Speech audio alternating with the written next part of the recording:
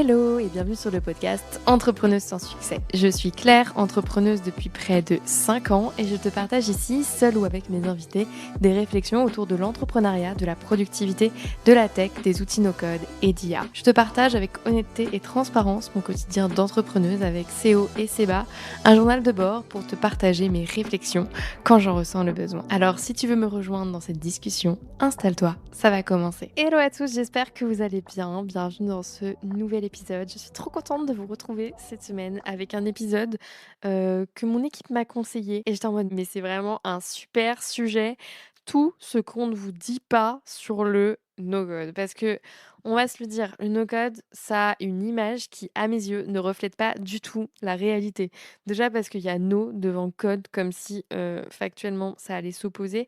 Alors que je trouve qu'en réalité, il y a beaucoup de points communs, beaucoup plus que ce qu'on croit. Et donc, c'est tout le sujet de cet épisode. C'est en gros débunker toutes les idées reçues autour du sujet du no-code et réussir à vous peindre une image plus réaliste finalement de ce qu'est le no-code. Donc déjà, commençons peut-être par une définition très rapide pour ceux qui nous découvriraient. Qu'est-ce que le no-code? Alors, le no-code, ça désigne une toute nouvelle génération d'outils, on va dire nouvelle, mais plus tant que ça, puisque c'est apparu, je pense, en France, enfin, ça a commencé à être connu en France en 2017-2018, qui permet de créer des solutions qui, jusqu'alors, nécessitaient d'être développées. C'est-à-dire, par exemple, jusqu'ici, pour développer un site web, tu devais apprendre à coder en HTML, en CSS. Désormais, tu as plein de plateformes no-code qui te permettent de créer un site web. Ma petite préférée du moment, Framer, ma préférée historique, Webflow. Voilà, ce sont deux outils no-code très sympas pour créer un site web. Ceci dit, le no-code ne s'arrête pas au développement web. Tu peux également créer des applications, réorganiser des entreprises. Bref, tu peux imaginer quasiment tout. Et c'est vraiment l'avantage du no-code, c'est que la seule limite, c'est ton imagination. Dans le sens où tu n'as pas besoin d'apprendre un langage de développement pour créer la solution que tu veux. C'est comme si, j'adore cette image, jusqu'ici, tu vois, pour construire des maisons, on avait besoin de faire appel à un maçon, un menuisier, un plombier. Eh bien, il y avait une entreprise genre type Lego, mais pour maison, qui avait créé genre des maisons en kit que n'importe qui pouvait créer. Et la seule limite, c'était ton imagination. Tu pouvais faire quelque chose d'aussi solide, d'aussi robuste, juste en assemblant des blocs préexistants, créés par une entreprise type Lego, quoi. L'image est sympa. Je trouve qu'elle est pas si mal. Donc aujourd'hui, no code, ça fait très cheap parce que les Lego.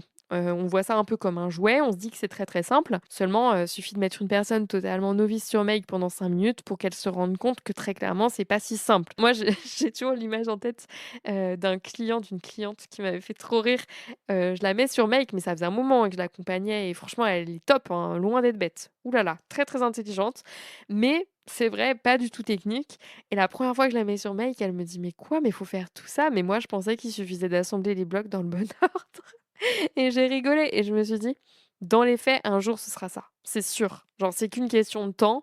Mais non, aujourd'hui, c'est pas ça. Aujourd'hui, le no-code, ça nécessite beaucoup de logique, beaucoup de réflexion et finalement beaucoup de connaissances de développement informatique. Donc on en vient à la première idée reçue. Aujourd'hui, avec du no-code, tu vas très vite être limité. Aujourd'hui, factuellement, les meilleurs no-codeurs, c'est ceux qui font du low-code et ça se voit sur les réseaux sociaux. Je trouve que, tous ceux qui font du no-code, pur no-code et qui n'ont aucune connaissance en développement informatique, créent des solutions plus que bancales. J'avais fait toute une vidéo YouTube sur les scénarios make les plus catastrophiques que j'avais vus sur LinkedIn, ce qui avait fait rire énormément de monde. J'avais adoré cette vidéo parce que en fait, juste, les personnes ne comprennent pas un peu les bases d'algorithmie et par exemple, ne connaissent pas le concept de boucle ou de condition pour, bien optimiser leur scénario. C'est comme si, quelqu'un, essayait, avec les fameux Lego de construction de maison de faire une plomberie, mais se disait, je sais pas si l'exemple est très bon, mais se disait: «On va mettre, tous les tuyaux en dehors de la maison, faudrait pas que ça passe dans les murs». Alors qu'en fait, si, ça passe dans les murs, tu vois? Genre, je caricature, mais c'est à peu près ça. Il y a une façon d'assembler les tuyaux quand même. Sauf que si on te la donne pas, tu peux pas l'inventer.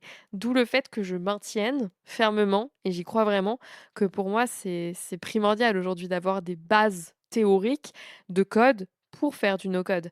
Et donc, parmi les bases qui, pour moi, sont plus que nécessaires, voire indispensables pour bien no-coder, quels que soient les outils sur lesquels vous allez souhaiter vous lancer, je dirais d'abord comprendre ce qu'est une base de données. Parce que souvent, c'est un mot qui fait peur, mais dites-vous que si vous avez Notion, vous avez déjà une base de données, mais juste vous n'êtes pas au courant. Une base de données, c'est juste une façon de ranger l'information qui permet de la retrouver ultra facilement. Donc, comprendre ce qu'est une base de données, que c'est constitué de plusieurs tables, que dans chaque table, on va pouvoir ranger des éléments d'une même famille, ayant chacune des propriétés qui leur sont propres, et que vous allez dans chaque boîte, chaque table, créer autant d'éléments que vous le souhaitiez, et que même s'ils semblent identiques, en réalité, ils sont différents. Bref, tout ça, et puis les relations entre les tables, tout ça, bref, le concept de base de données, c'est primordial. Et trop drôle, je suis retournée donner des cours dans mon ancienne école il y a un mois. Je donne des cours de PPP. Genre, en gros, pour ceux qui connaîtraient, qui ont fait des écoles d'ingé, je donne des cours de projets professionnels et personnels où j'essaye d'exposer aux étudiants, globalement, tout ce qui les attend après les études. En mode, bah, tu peux faire ça, tu peux faire ça, tu peux faire ça, et ne te bride pas. Et la question n'est pas vraiment de savoir ce que tu peux faire, c'est ce que tu veux faire. Parce que clairement, tu sors d'études, tu peux faire tellement de choses, et c'est pas parce que tu as un diplôme d'ingénieur que tu as un métier. Parce que ingénieur, ça ne veut rien dire. Donc à toi d'essayer de déterminer le métier que tu veux faire. Bref, voilà, c'est des cours de PV. Et je suis retombée, sur mon prof de SQL. Donc SQL, c'est le langage de base de données, qui ne m'a pas reconnue, mais moi je l'ai reconnu tout de suite. Et donc après, je lui ai dit: Je me souviens de toi, tu étais mon prof». Et ça me fait très bizarre que tu me tutoies, mais bref, on s'entend bien. Et je suis retombée sur lui et on a discuté tous les 2 et je lui ai raconté un peu mon parcours. Il était choqué, il était en mode: «Mais trop stylé», parce que moi, du coup, j'ai fait une école de matériaux.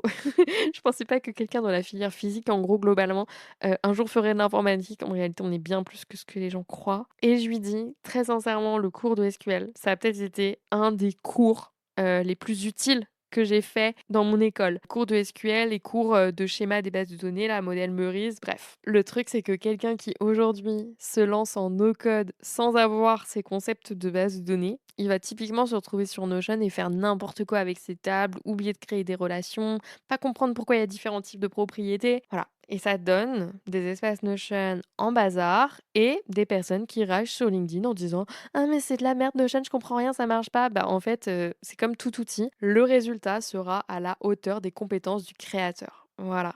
Et le problème, c'est que, bah, la remise en question n'est pas vraiment un parti pris sur LinkedIn, et donc ça donne des posts, mais vraiment hilarants. J'en ai vu un, j'ai vu des personnes qui réagissaient, des personnes que j'apprécie qui réagissaient pour le démonter en disant: «Non mais attends, tu peux pas juste démonter un outil, c'est non constructif en fait, ce qui compte c'est ce que tu en fais». Et j'étais en mode: «Yes, bravo, c'est bien». Voilà, donc c'était un exemple, et moi la première chose sur laquelle commencerait mon apprentissage, c'est les bases de données. Et c'est d'ailleurs pour cette raison que, pour moi, en fait, la meilleure façon de commencer son apprentissage du no-code, c'est de commencer par Notion. Puisque Notion, ça répond à un besoin que tout le monde a, qui est celui de prendre des notes, en commençant par développer une compétence technique, qui est celle de la compréhension des bases de données, qui vous permettra d'accéder à plein d'autres outils derrière. Donc pour moi, commencer par Notion, c'est un excellent choix. Ça vous fait faire votre premier pas dans le monde des outils no-code, tout en douceur pour ne pas prendre peur. C'est pourquoi la semaine dernière, nous avons sorti le Starter Pack Notion. C'est quoi?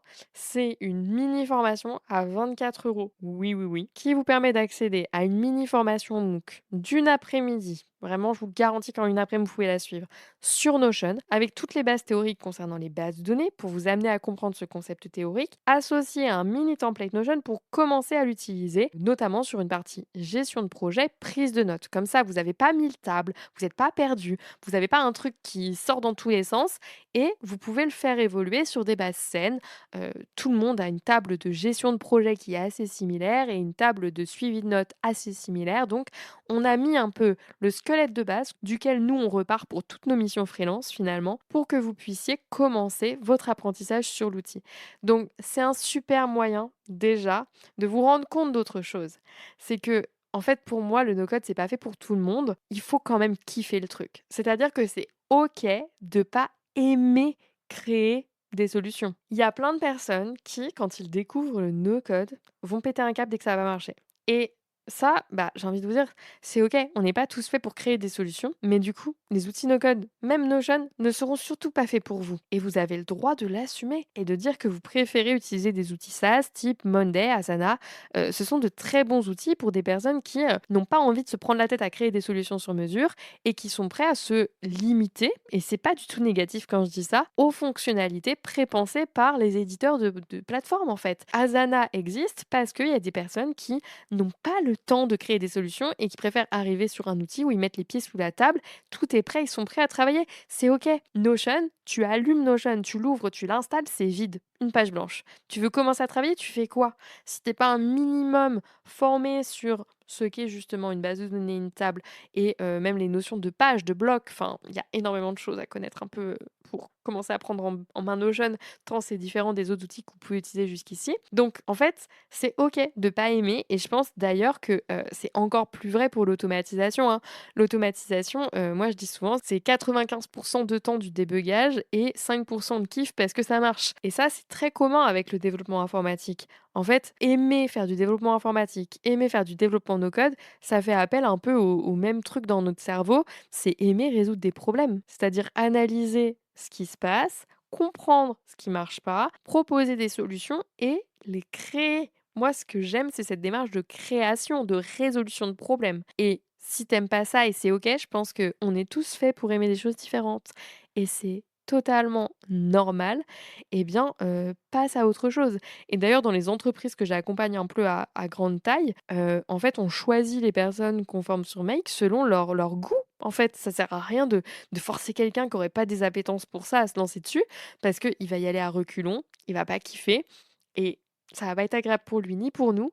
Donc on fait pas ça en fait. On on se rend vite compte des personnes qui sont déjà, je pense qu'il faut une certaine curiosité intellectuelle, mais aussi une certaine persévérance et un goût pour les problèmes. Encore une fois, j'insiste, pour moi, il faut un réel goût pour les problèmes. Voilà. Maintenant, si j'en reviens aux compétences de base à développer, parce que je vous ai parlé des bases de données, pour moi, par la suite, et ça va avec, il y a la notion de variable, de fonction et plus globalement toutes les notions liées à l'algorithmie. Parce que, quand on passe, j'allais dire sur l'automatisation, mais en fait, j'ai envie de vous dire sur beaucoup d'outils. Maintenant, il y a des bases d'automatisation, même dans Notion, tu as des automatisations. En fait, pour moi, c'est vraiment hyper important de comprendre ce qu'est une condition, de comprendre quand est-ce qu'il faut faire une boucle, de comprendre la différence entre une chaîne de caractères, un tableau, un chiffre, bref, une date. Il y a énormément de types de variables existants qu'il faut connaître, qu'il faut intégrer puisque tu ne vas pas pouvoir leur appliquer les mêmes fonctions. Et tout ça, de nouveau, hein, c'est des bases de dev et c'est pas un gros mot que de le dire. Enfin, souvent, on me dit: «Attends, mais quand tu dis ça, ça fait peur et du coup, il y a des personnes qui pensent, qu'elles vont pas pouvoir y arriver». Tout le monde peut y arriver. C'est juste des compétences techniques. Tout le monde est capable d'acquérir des compétences techniques. Par contre, tout le monde ne va pas forcément aimer ça. Je pense qu'il faut tester pour le découvrir. Et je trouve ça pire que de cacher le fait que ces compétences techniques sont nécessaires pour bien no coder que bah, d'assumer que c'est un peu de code quand même. Il n'y a pas de mal à ça. Dans les faits, les meilleurs no-codeurs que je connaisse aujourd'hui, c'est des gens qui ont fait un petit peu de code dans leur vie. Voilà, c'est logique. Donc vraiment, c'est par ça que je commencerai et par la suite, je pense que j'irai quand même m'amuser à apprendre un langage de développement. Du Python, du JavaScript, je sais pas, ou peut-être même un truc un peu plus, on va dire classique, type du C++, mais l'idée étant de se dire que ça permettrait, dans le cas où vous voudriez devenir un expert total, ça vous permettrait de toujours vous en sortir. Parce que moi, c'est un peu ma solution, en mode, joker. Genre: «OK, je suis bloquée en no code. OK, je vais mettre mon petit module Python, puis ça va résoudre mon problème».